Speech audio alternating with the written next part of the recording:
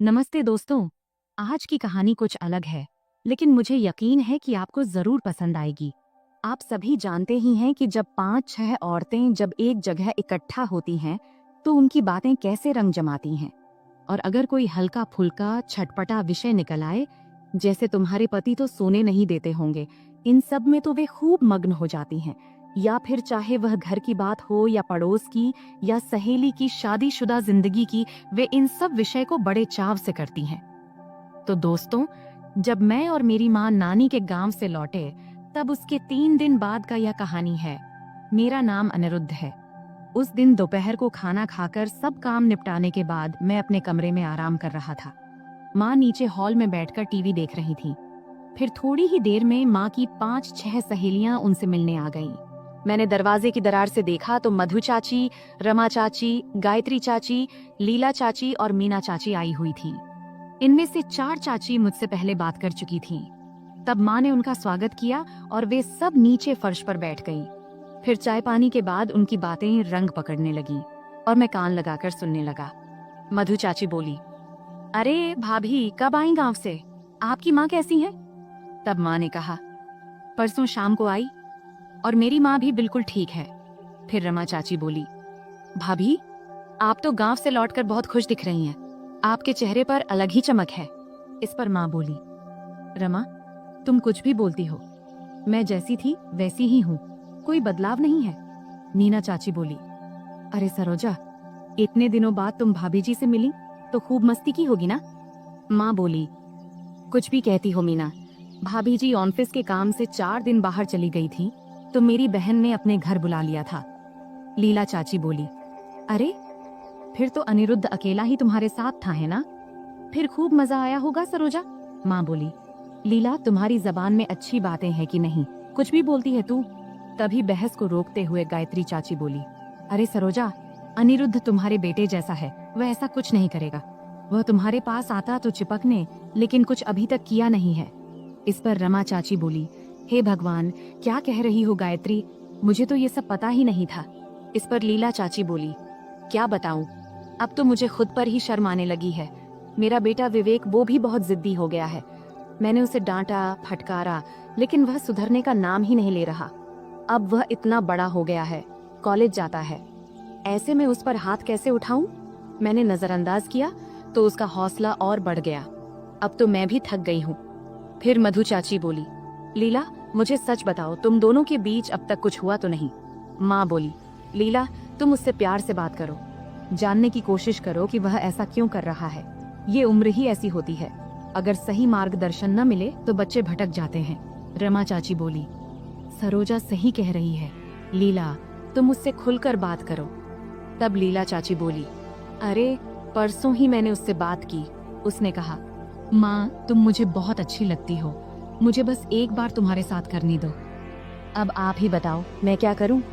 गायत्री चाची बोली, अरे लीला, अगर उसका इतना इच्छा है तो उसे एक बार मौका दे दो। वैसे भी ये बात बाहर किसी को नहीं पता चलेगी और तुम्हें भी घर में ही निपटाने का मौका मिलेगा। इस पर मीना चाची बोली, गायत्री बिल्कुल सही कह रही है, और सच कहूँ, उम्र बढ़ने के साथ पति हमसे दूर हो जाते हैं और जो खुशी हमें चाहिए वह दे नहीं पाते। तो फिर बेटे से वो मिल जाए तो इसमें क्या बुरा है? फिर लीला चाची बोली, आप सबकी बातें सुनकर मेरा सिर घूमने लगा है, समझ नहीं आ रहा अब क्या करूं, लेकिन मीना जो कह रही है वह गलत भी नहीं लग रहा है। फिर लीला चाची बोली, मीना, तुम्हारा बेटा भी तो हमारे ही लड़के के उम्र के जैसा है, अगर उसने ऐसा कुछ किया होता तो तुम क्या करती?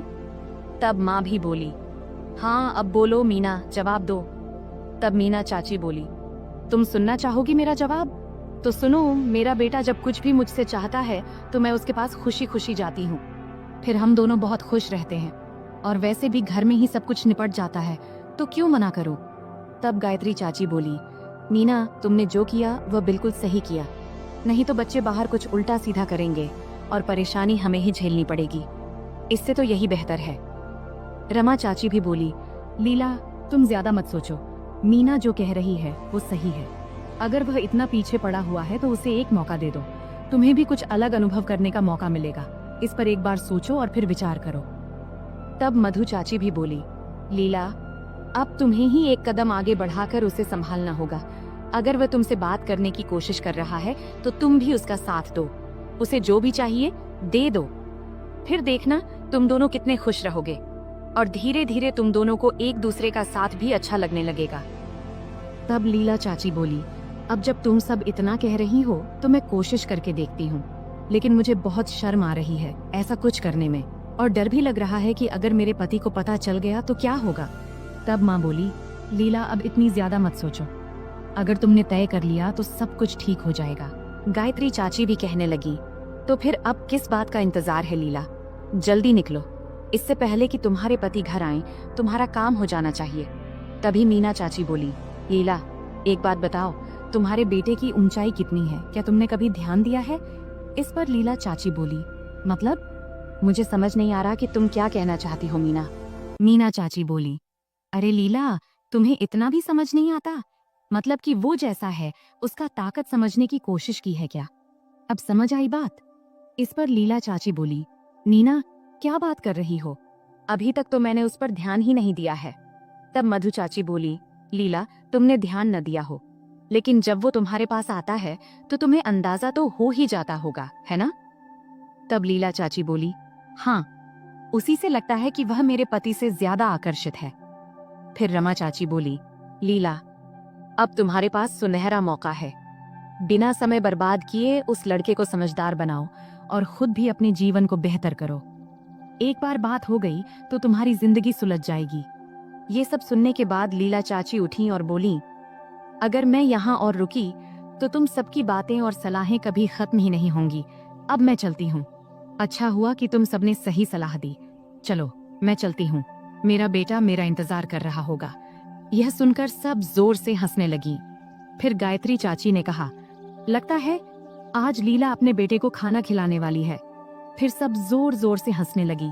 तब बेचारी लीला चाची वह शर्मा गई और वहां से निकल गई। उसके साथ मीना चाची भी चली गईं। अब मधु चाची, रमा चाची, गायत्री काकी और माँ वहीं रह गईं और फिर गप्पे मारने लगी। दोस्तों, आप सब जानते ही होंगे कि कुछ औरतों के मन में जैसे कोई बात ज्यादा देर तक छिपी नहीं रह सकती, क्योंकि उन्हें अनचाही बातें जानने और उन पर चर्चा करने में बहुत मजा आता है। गप्पे मारते मारते गायत्री चाची ने माँ से कहा, सरोजा अगर तुम बुरा न मानो तो एक बात पूछूं। तब माँ ने कहा, अरे पूछो ना गायत्री, अब हम अजनबी थोड़े ही हैं, जो भी मन में है खुलकर पूछो। तब गायत्री चाची बोली, मेरे कानों में यह बात आई है कि तुम्हारा अनिरुद्ध बहुत लंबा और गोरा है, क्या यह सच है? तब माँ बोली, अरे चुप रहो, कैसी बातें कर रही हो गायत्री। तब गायत्री चाची बोली, अरे सरोजा इसमें शर्माने की क्या बात है, तुमने तो कभी न कभी तो उसे देखा ही होगा, सच क्या है बता ही दो।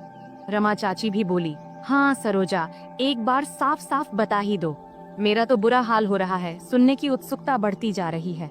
तब माँ बोली, हाँ अनिरुद्ध लंबा और गोरा है, अब समझ में आया, अब हो गया संतोष। तब गायत्री चाची बोली, बाप रे सरोजा तुम क्या कह रही हो, सुनकर ही मेरा दिल तेजी से धड़कने लगा है। मधु चाची भी बोली, हाँ सरोजा मुझे भी कुछ ऐसा ही लग रहा है, मेरी बहुत इच्छा हो रही है उसे देखने की। फिर गायत्री चाची बोली, सच बताओ सरोजा तुमने उसे देखा है कि नहीं?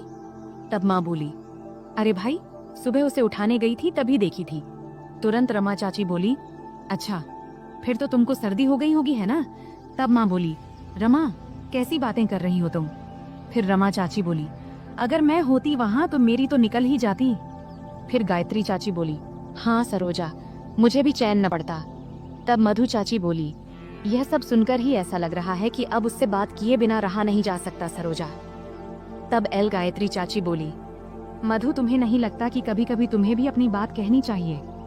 तब मधु चाची बोली, हाँ मेरी भी इच्छा होती है, लेकिन क्या करूं, मुझ में इतनी हिम्मत नहीं होती कि ऐसे किसी मुद्दे पर बात करूं। मेरी माँ भी उनकी पिताजी की बातों पर झूठ बोलती थी, लेकिन वो भी सही थी। आखिर हर बात सच सच बोलकर चर्चा का विषय क्यों बनाना, और इन औरतों का क्या भरोसा, पूरे गांव में बातें फैला देंगी। फिर रमा चाची बोली, तेरी भी इच्छा है ना ऐसा करने का सरोजा, तो कोशिश कर, ऐसा कुछ कर कि वो खुद ही बात शुरू करे, फिर तुझे आसानी होगी सरोजा। ठीक है। तब माँ बोली, ठीक है मैं कोशिश करूंगी, लेकिन मुझे थोड़ा अजीब लगता है।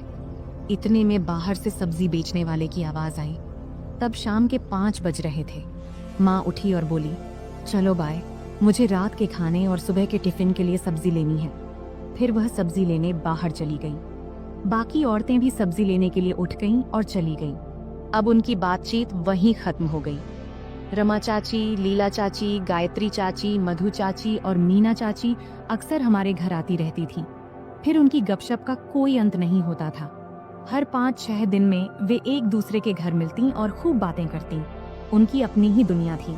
वे दिन भर घर के काम में व्यस्त रहती, परिवार के लिए अपनी इच्छाओं का गला घोंट देती। ऐसे में उनकी इन बैठकों को दोष कैसे दिया जाए? पुरुष तो अपने दोस्तों के साथ खुलकर बात करते हैं, अपनी पसंद के विषयों पर हंसी मजाक करते हैं, लेकिन इन औरतों को ऐसा मौका कम ही मिलता है। तो यदि वे एक दूसरे के साथ बैठकर अपनी मनपसंद बातें करें तो इसमें बुरा क्या है? उनकी ये बातें सुनने वाले तो मजे ही लेते हैं। ऐसे ही एक दिन दोपहर में कॉलेज से लौटकर मैंने और माँ ने साथ में खाना खाया। फिर माँ घर का काम निपटा रही थी और मैं हॉल में टीवी देख रहा था। फिर थोड़ी ही देर में मुझे नींद आने लगी तो मैं सोफे पर ही लेट गया। तभी अचानक दरवाजे पर तेज खटखट और औरतों की हंसी की आवाज से मेरी नींद खुली। फिर माँ ने दरवाजा खोला। तब उनकी सहेलियां आ चुकी थीं। वे सब बाहर बरामदे में बैठकर बातें करने लगी। माँ ने कहा, बैठो, मैं चाय बनाती हूँ। तब नीना चाची बोली, अरे सरोजा, क्या तुम्हारी नींद खराब हो गई? इस पर गायत्री चाची बोली, अरे मीना, तुम भी कैसी बातें कर रही हो? उनकी नींद खराब हो गई और तुम साड़ी पहनकर सादगी दिखा रही हो। तब माँ बोली, नहीं नहीं, बस आंख लग गई थी। फिर रमा चाची बोली, अरे सरोजा, मतलब कल संडे था तो भाई जी ने तुम्हें रात भर सोने नहीं दिया होगा, है ना? इस पर माँ बोली, ऐसा कुछ नहीं, वैसे भी हमारे बीच बातचीत तो अक्सर होती रहती है। तब माँ आराम से सबके बीच शामिल हो गई थी और मैं सोफे पर पड़ा सब सुन रहा था। लीला चाची बोली, सरोजा, तुम्हारी तो किस्मत अच्छी है, हमारे तो पतियों को खुद उठाना पड़ता है। मधु चाची बोली, अरे लीला, तो बेटे को बोलना चाहिए था, वैसे भी मन में तो उसके भी कुछ बातें होंगी। तब मीना चाची बोली, हाँ लीला, पिछली बार तुमने कहा था तुम मान गई थी, फिर क्या हुआ? गायत्री चाची भी बोली, हाँ लीला, पिछली बार बात वहीं रह गई थी, अब तो आगे बोलो। रमा चाची भी कहने लगी, अरे लीला, इतना मत शर्मा, अब सबके बीच बोल दे। लीला चाची बोली, अरे मैं क्या बोलूं, मुझे तो बहुत शर्म आती है। इस पर मधु चाची बोली, अच्छा शर्म आ रही है, तो तब नहीं आई थी जब वो सब हो रहा था। गायत्री चाची बोली, अरे मत परेशान करो इसे, अगर वो खुद चाहेगी तो बोलेगी। तब मीना चाची बोली, ठीक है लीला, बस इतना बता कि तुझे कैसा लगा। लीला चाची बोली, बहुत अच्छा लगा, बहुत खुशी हुई, और कहूँ तो मेरे पति से भी ज्यादा मजेदार है वो। रमा चाची बोली, अरे यार अब क्या कहें, तुम्हारे दोनों की तो घर में ही मजे हैं बस। इतना सुनकर सब जोर जोर से हंसने लगी। मैं चुपचाप लेटा हुआ उनकी बातों का आनंद ले रहा था। इतने में मधु चाची, जिन्हें मैंने बाकी चाचियां से ज्यादा बार देखा था, वह बोली, अरे परसों जो हुआ वो तुम्हें पता है ना, बड़ी मजेदार बात हुई थी। तब माँ बोली, अरे ऐसा क्या हुआ मधु, जल्दी से बता। तब सबकी उत्सुकता बढ़ गई और सबने चिल्लाना शुरू कर दिया, ए मधु जल्दी बोल क्या हुआ। तब माँ बोली, अरे इतना शोर मत करो, अनिरुद्ध अंदर सो रहा है। यह सुनकर सब शांत हो गई। फिर मधु चाची बोली, अरे हाँ हाँ बताती हूँ। हुआ ये कि परसों दोपहर को मैं घर पर अकेली थी, बाहर बरामदे में बैठी हुई थी। इतने में एक केले वाला केला ले लो केला चिल्लाते हुए हमारे घर के सामने आकर रुक गया। तभी गायत्री चाची बोली, फिर आगे क्या हुआ, वो दिखने में कैसा था? तभी लीला चाची बोली, अरे पहले उसकी पूरी बात तो सुन लो, फिर जो पूछना हो पूछ लेना। फिर आगे मधु चाची बोली, मैं उसकी सिर पर रखी केले की टोकरी देख रही थी। इतने में वो मेरे सामने आकर खड़ा हो गया और मुझे देखने लगा। इस पर मीना चाची बोली, अरे बाप रे, मतलब कुछ हुआ है, चल जल्दी बोल क्या हुआ। तब सब फिर से हंसने लगी। फिर मधु चाची बोली, अरे मैं उसकी तरफ देख ही रही थी कि उसने कहा, मैम साहब केला चाहिए क्या, बहुत अच्छे हैं। तब मैंने कहा, अच्छा दिखाओ तो सही। तब वो बोला, हाथ में लेकर देख लो मैम साहब। तब मैं तो और भी ज्यादा शर्मिंदा हो गई। फिर मैंने उसकी बात अनसुनी करते हुए बोली, अच्छा थोड़ा दिखाओ तो। तब उसने कहा, अरे मैम साहब टोकरी भारी है, थोड़ा हाथ लगाओ तो उतार दूं। तब उत्सुकता से गायत्री चाची बोली, फिर क्या किया तूने, हाथ में लिया कि नहीं? इस पर मधु चाची बोली, अरे मैंने सोचा चलो मदद कर दूं, तो मैंने दोनों हाथों से उसकी टोकरी पकड़ ली। फिर वो और मैं मिलकर टोकरी नीचे उतारने लगे। यह सुन मीना चाची बोली, तब तुझे बड़ा अच्छा लगा होगा, है ना? तब माँ ने कहा, अरे मीना, ऐसे बीच में बात को मत घुमाओ, पहले उसकी बात पूरी सुन लो। फिर आगे मधु चाची बोली, उसने मुझे नीचे बैठकर कहा, मैम साहब हाथ में लेकर देख लो, ऐसा माल आपको कहीं और नहीं मिलेगा। तब उसकी बात सुनकर मेरी नजर उसकी टोकरी पर टिक गई। हंसते हुए गायत्री चाची बोली, अरे फिर आगे क्या हुआ? इस पर सब फिर से ठहाके लगाने लगी। तब फिर आगे मधु चाची बोली, मैंने सोचा ये केले तो सच में बहुत अच्छे हैं। फिर वो बोला, मैम साहब अगर पसंद आए तो एक फनी ले लो।